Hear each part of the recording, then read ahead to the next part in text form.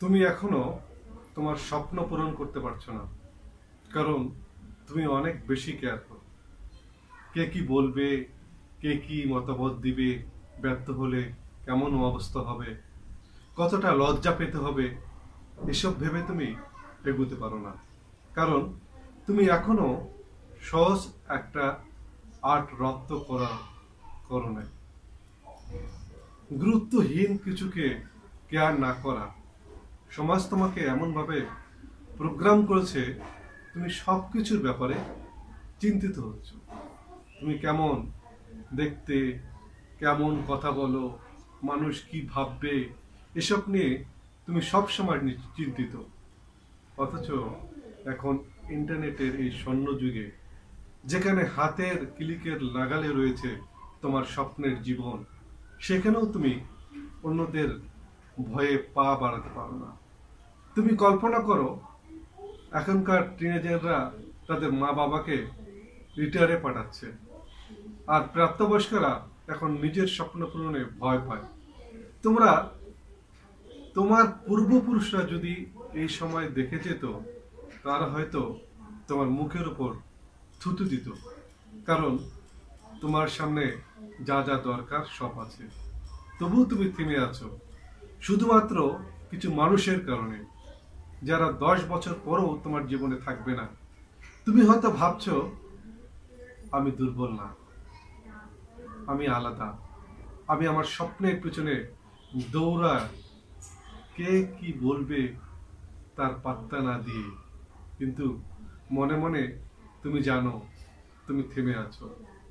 তুমি যদি সত্যি সৎ হও, তাহলে স্বীকার করতে পারবে যে তুমি সর্বশক্তি দিয়ে কারো কোনো কিছুর তোয়াক্কা না করে তোমার স্বপ্নের পিছনে ছুটছো না। আমি চাই তুমি একটা ব্যাপার গভীরভাবে বোঝো, এই মানুষগুলোর কেউ আসলে গুরুত্বপূর্ণ না। যারা তোমাকে বিচার করছে, যারা তোমাকে ছোট করে দেখছে, তারা 10 বছর পর তোমার জীবনের আশেপাশেও থাকবে না।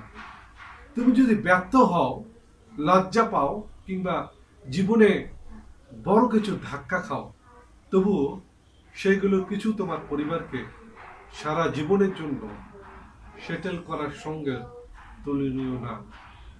তাই আমি তোমাকে একটা টেকনিক শেখাতে চাই। এটা হলো letter to the an man technique. প্রতি কয়েক মাস অন্তর অন্তর আমি আমার 90 বছর বয়সী নিজেকে একটা চিঠি লিখি। আমার সেই বৃদ্ধ ভাষণটা, যে আর কোনো স্বপ্ন পূরণ করতে পারবে না, আমি তাকে শেয়ার করি। এই মুহূর্তে আমি কি করছি তাকে জিজ্ঞেস করি, তুমি কি মনে করো আমি যে পথে হাঁটছি সেটা কেমন? আমি এই মুহূর্তে কি কি করছি যেগুলো তোমার জন্য কষ্ট ও আফসোসের কারণ হবে? তারপর আমি নিজেকে সেই বৃদ্ধর জায়গায় কল্পনা করি, যে হলো আমি নিজে। সে একটা কাঠের চেয়ারে বসে আছে, চারপাশে তার পরিবারের সদস্য, তার বংশধর। সে মামুলি কোনো কিছু নিয়ে মোটেই ভাবে না, তার ব্যর্থতাগুলো আর তাকে কষ্ট দেয় না। সে আর ছোটখাটো লজ্জা, ব্যর্থতা বা কে কি বললো এসব নিয়ে মাথা ঘামায় না। যারা একসময় তাকে বিচার করেছিল, উপহাস করেছিল, তাকে ব্যর্থ মনে করেছিল, তাদের কেউই তার আর তার জীবনে নেই। সে চিন্তা করছে সেই সময়গুলো, যখন সব সম্ভব ছিল, সে যেসব পদক্ষেপ নিতে পারত, কিন্তু সুযোগের মুখোমুখি হয়েও পিছিয়ে গিয়েছিল। তার জীবনের শেষ প্রান্তে দাঁড়িয়ে সে শুধু একটা জিনিস নিয়ে কষ্ট পায়, যেসব স্বপ্ন সে পূরণ করতে পারল না, শুধুমাত্র ভয় আর লজ্জার কারণে, চেষ্টা না করার কারণে, অন্যের মতামতের কারণে, তুচ্ছ অজুহাতের কারণে। আমি তার চোখ দিয়ে দেখি, আর তার দৃষ্টিকোণ থেকে আমার কাছে চিঠির উত্তর লিখি। আর যখন সে আমাকে চিঠি লেখে, তখন সে যেসব উপদেশ দেয়, লিগ্যাসি ও ফ্যামিলির জন্য যেগুলো গুরুত্ব আছে, এই টেকনিক চরম কার্যকরী। কারণ এটা তৎক্ষণাৎ তোমার দৃষ্টিভঙ্গি বদলে দেয় এবং তোমাকে বোল্ড অ্যাকশন নিতে বাধ্য করে। এখন প্রশ্ন হলো, তুমি কি এই টেকনিক একবার হলেও চেষ্টা করবে? অবশ্য নিজে ট্রাই করে না দেখে এটাকে ফালতু টেকনিক বলো না। কারণ কোনো কিছুকে ইউজলেস বলার আগে সেটা নিজে করে দেখো।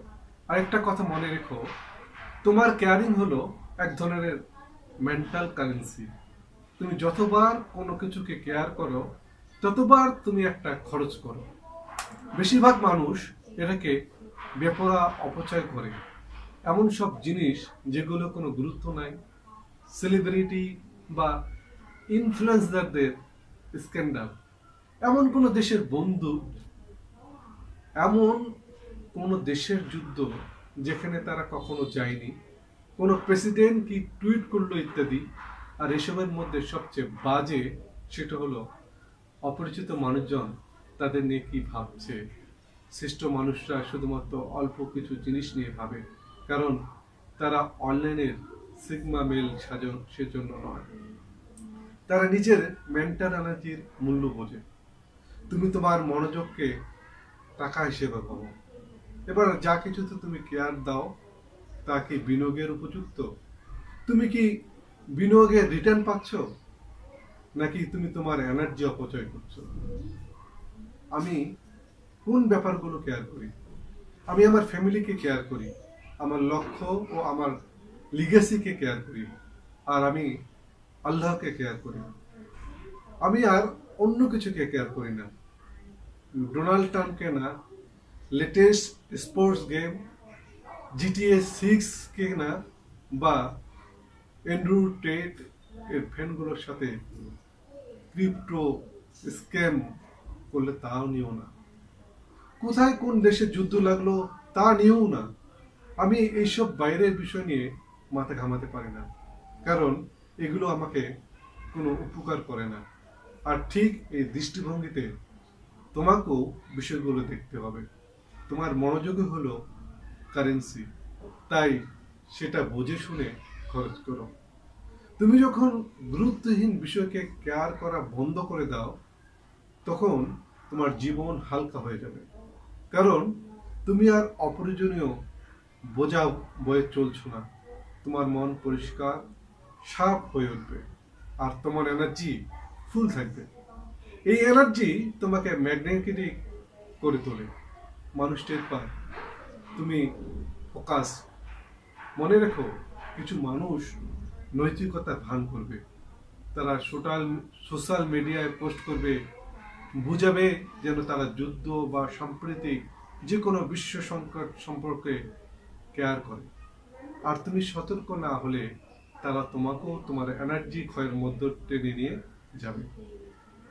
তারা তাদের এনার্জি নিঃশেষ করে, তোমারও করতে চায়। তারা হয়তো তোমাকে মানসিকভাবে প্রভাবিত করার চেষ্টা করবে, এমনভাবে বলবে যেন তুমি কেয়ার না করায় তুমি একটা খারাপ মানুষ। কিন্তু ব্যাপারটা এত হালকা নয়। এটা হলো তুমি কোথায় তোমার এনার্জি ব্যয় করবে তার নির্ধারণের বিষয়। তাই তুমি কেয়ার না করার কেউ যদি তোমার উপর দোষ চাপায়, সেটা তারই সমস্যা। তুমি তাদের অনুভূতির জন্য দায়ী নয়। কেউ যদি তাদের কন্ট্রোলের বাইরে এমন কিছুর পিছনে এনার্জি নষ্ট করতে চায়, সেটা ওদের সিদ্ধান্ত। তুমি এসব হালকাপনায় লিপ্ত হয়ে না। কারো অনুভূতির দায় তোমার না। তারা যেটা নিয়ন্ত্রণ করতে পারবে না, তাতে যদি টাইম নষ্ট করতে চায়, করুক। তুমি তোমার এনার্জি বাঁচাও।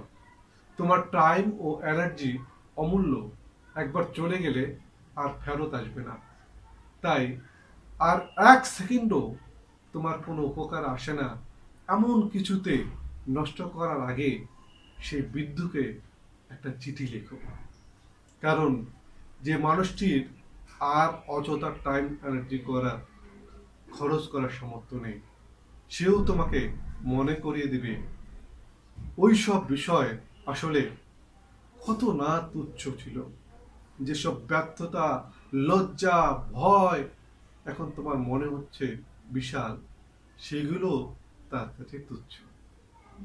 তুমি জন্মেছ জয় করার জন্য, সৃষ্টির জন্য, নির্মাণের জন্য, সাহসীভাবে বাঁচার জন্য।